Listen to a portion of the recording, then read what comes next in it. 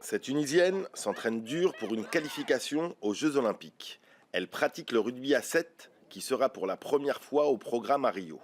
Une tâche qui s'annonce rude, mais cette sélection atypique veut croire en ses chances.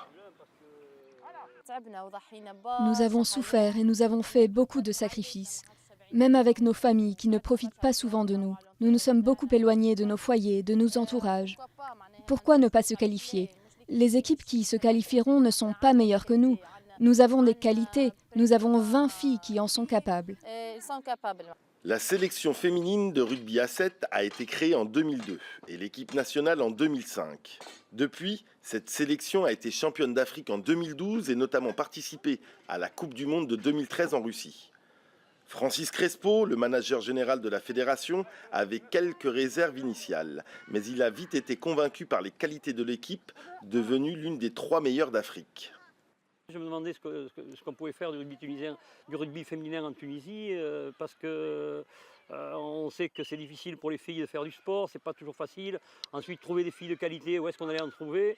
Puis finalement, quand j'ai vu à quel niveau elles étaient capables de jouer à la Coupe du Monde de 2013, donc j'ai dit il y a quand même un réel potentiel. L'équipe tunisienne de rugby à 7 est la seule à jouer à un niveau international dans la région. Mais le parcours de ces joueuses n'a pas toujours été facile. Ce sport est souvent considéré comme masculin car il y a beaucoup de contacts. Il a donc fallu persévérer dans ce pays musulman où les femmes disposent toutefois d'un statut unique dans la région. C'est plus facile de faire des résultats avec les filles qu'avec les garçons. Et c'est ça l'idée. En plus de faire jouer des filles au rugby, c'était une idée géniale. C'est pas facile de faire, surtout un pays musulman, un pays, d'intégrer le rugby comme sport de contact pour les filles. Et ça a bien marché. Le rugby féminin compte près de 1000 licenciés en Tunisie et représentait le plus gros budget de la fédération l'année dernière avant les hommes.